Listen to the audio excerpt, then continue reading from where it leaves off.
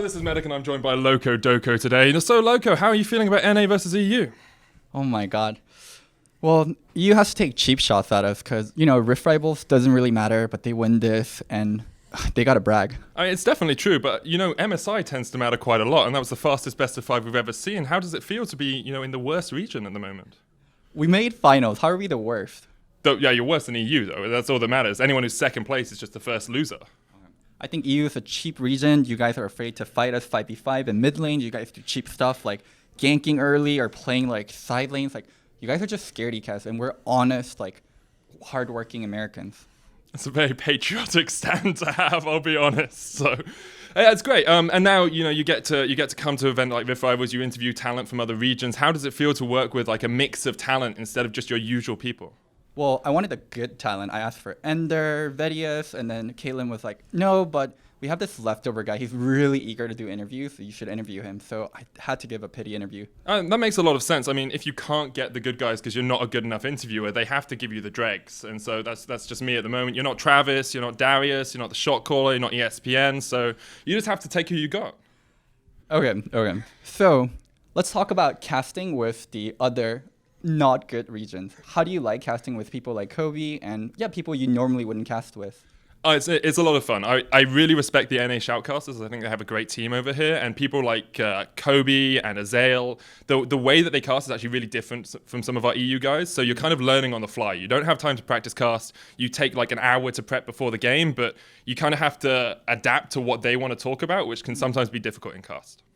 So in EU, it's a lot more prepped and structured.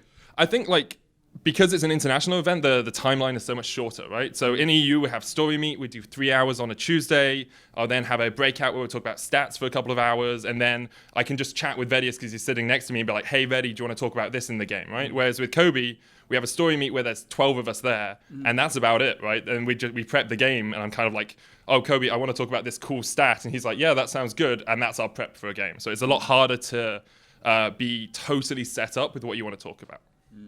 So, on a serious note, NA versus EU. Was that not serious? I've been joking around the entire time. On a serious note, NA versus EU, what makes EU better at the moment? Like, what is it that you guys do that makes it better? I think it's flexibility. Like, if you look at a draft between EU and NA at the moment, you can have first 3 picks like Yasuo, Nico, and Pyke. You have no idea where any of those are going. Pyke can be top, can be mid, can be jungle, as we're seeing from G2 right now, could be AD carry, could be support. You have no clue. And in NA, you kind of know where things are going to play as soon as they're picked, right? Like, if I see a Sona in NA, I'm like, that's bot lane Sona. If I see a Sona in EU, I think it's bot lane Sona, but if I'm watching G2 play, that could be anywhere. I think that flexibility makes it really hard for NA to draft. And because of the flexibility, you see a lot more aggressive early plays from EU because they tend to have counter matchups. So Fnatic's been killing it. Are you surprised at all that Fnatic is the better team right now than G2? Do you mean in Europe or Rift Rivals? Kind of both.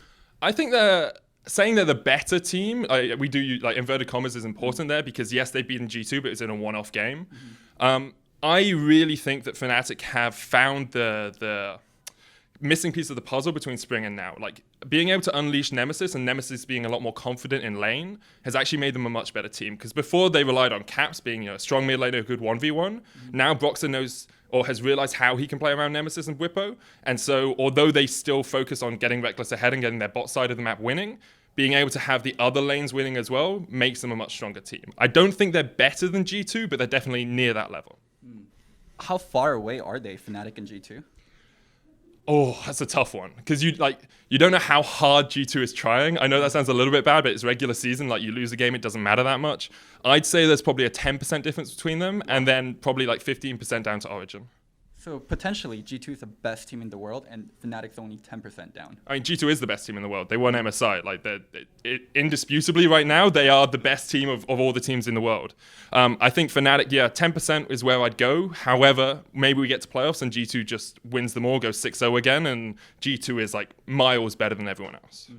Are you scared of EU being able to produce the same kind of results at Worlds? Because even though EU had an amazing result at MSI, people say, oh, IG choked and lost to TL. G2 versus SKT was close. So EU is number 1, but I don't think it's number one for sure, and also there still is a gap between G2 and rest of the teams, in my opinion. Yeah, there's definitely still a gap between them. And I agree, like, if you come into Worlds expecting an easy win for G2, you're going to be sorely disappointed, right? However, I think saying that 2 EU teams should make semifinals again is not an overstatement. And if that doesn't happen, then I will be disappointed.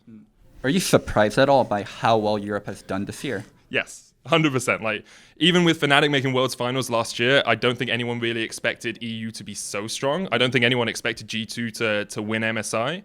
And there's something in the water in EU at the moment. All the teams are playing off each other, learning from each other, and developing really well. And even our bottom teams look a lot better than they used to. I mean, I'd exclude Excel from that at the moment because they're still finding their feet. But Rogue look a lot better. Misfits are looking okay. There's a lot of strength in EU at the moment. My hope is that it grows. So on a more casual note, how do you like NA so far? It's good fun. I've always liked LA. I don't think I'd ever want to live here, but your food is good. People are really nice. I have, friends here who I've only met once. So I think there's a lot of good things about LA. It's just the traffic is hellish, and I'm not sure that I fit into the culture as much as I'd like to. What's different about LA culture? So Berlin is really grimy. Like, Berlin is dirty. There's graffiti all over the walls. Like, you see people drinking at like 3 in the morning, at 11 in the morning. Just like you're walking home from a club after, and you're just drinking on the streets. And I quite like the idea that you can just be whatever you want to be. Whereas I feel sometimes in LA, if you're not the typical pretty, well-dressed, really fashionable person, you kind of get looked down on a little bit. You would know a lot about getting looked down on. Yeah, so would you. Okay. Any final words for NA fans that might be watching? I hope you enjoy the tournament. I'm sorry that we're so good, but NA is stronger than it's ever been, and it's just a shame that right now EU is the strongest region in the world. You guys are great, and I hope to see you at Worlds. All right, thank you so much for the interview, Medic. No worries, man. Yo, I hope you guys enjoyed the Rift Rivals interview. It's pretty fun doing international events. Maybe I'll do more. Don't forget to subscribe if you're not subscribed yet. And finally, thank you to Lowkey for making all this happen. Bye.